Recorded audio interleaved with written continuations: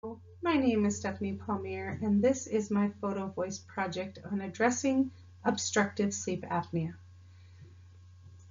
This project focuses on the impact of obstructive sleep apnea on postmenopausal women and explores how dental hygienists can play a key role in raising awareness about this condition.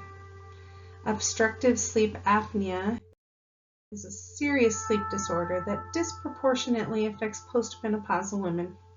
As a dental hygienist, I've seen firsthand how often women come in complaining of fatigue, insomnia, and irritability only to have their symptoms brushed off as a normal part of aging or menopause.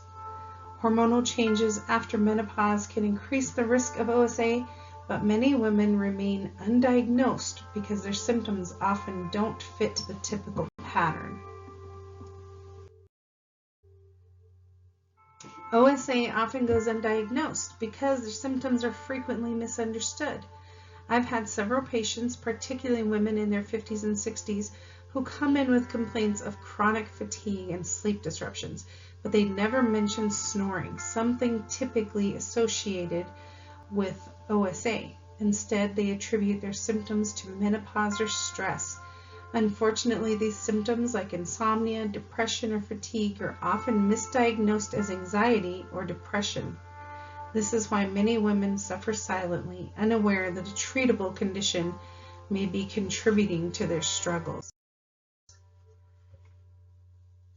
OSA doesn't look the same in women as it does in men. I've learned that postmenopausal women are more likely to experience partial airway blockages rather than the complete obstruction commonly seen in men. I recall one patient who came in complaining of feeling exhausted despite sleeping through the night. A sleep study revealed partial airway blockages occurring mostly during REM sleep, something that isn't always caught with traditional sleep assessments. These gender differences, along with biases of diagnostic tools and anatomical differences, make it even harder for women to get proper diagnosis. As dental hygienists, we are in a unique position to identify early signs of OSA, especially during routine cleanings. I have seen patients with scalloped tongues and improper tongue posture, common indicators of airway issues, and I have been able to refer them for further evaluation by recognizing these symptoms, these signs early on. We can help our patients get diagnosed sooner, which can improve their quality of life. However, many hygienists, myself included, have encountered skepticism from our doctors about our role in systemic health. That's why it's crucial that we collaborate with other healthcare providers to expand our knowledge and influence. With training in OSA screening, we can create a more comprehensive approach to patient care. For example, using sleep tests providing lifestyle advice such as weight management or sleeping positions could further enhance our role in managing obstructive sleep apnea. Despite our potential to help, dental hygienists face many systemic barriers. For example, most OSA treatments like CPAP or BiPAP machines are managed by sleep specialists or general physicians, often leaving dental professionals on the sidelines. I've found that some patients are hesitant to follow up with sleep specialists due to costs or just lack of insurance, leaving us in a position where we can educate them about alternatives and advocate for their care. I've also had patients struggling with CPAP machines due to discomfort, which as hygienists we can help by educating patients on proper mask fitting and maintenance, which can significantly improve their adherence to treatment.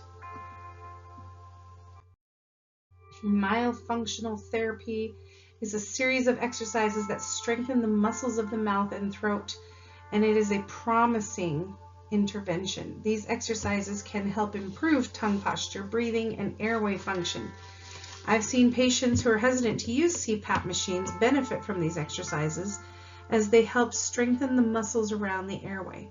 For example, one patient who struggled with consistent snoring and mild apnea found significant relief after incorporating tongue exercises into her daily routine. Although access to trained practitioners is limited, as dental hygienists, we can become part of the solution by receiving training and helping patients incorporate these exercises into their daily routines.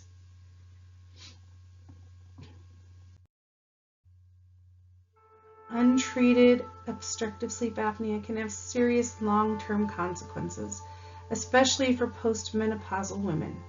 Without proper diagnosis and treatment, women with OSA are at a higher risk for a wide range of health problems. Patients who struggle with persistent fatigue, memory problems, and even mood changes, which are often linked to untreated sleep apnea. Many of the risks include cardiovascular disease, cognitive decline, mental health issues such as depression, anxiety. A lack of restful sleep can exacerbate these conditions, making it harder to manage day-to-day life. Metabolic issues, these hormonal changes associated with menopause, combined with the stress of a poor quality sleep, can even make it more challenging for women to manage their weight and even blood sugar levels. And not to mention a decreased quality of life. Chronic fatigue, mood swings, and physical symptoms like headaches and dry mouth can make everyday tasks feel overwhelming. And it affects physical health, but also personal relationships, work productivity, and overall quality of life.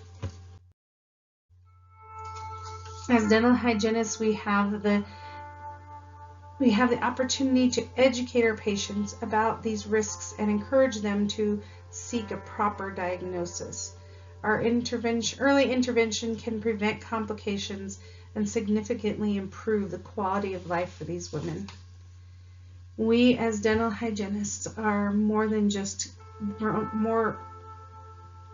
cleaning teeth. We are uniquely positioned to be a key part of the solution for OSA, especially in postmenopausal women. With appropriate training and interdisciplinary collaboration, we can play a significant role in early detection and management of this condition. Our profession is more than just cleaning teeth. We have an opportunity to improve lives by recognizing the links between oral and systemic health. By advocating for expanded training and working closely with other healthcare professionals, we can help provide better care and ultimately improve the quality of life for countless individuals affected every day by OSA. Be the change. Thank you for watching.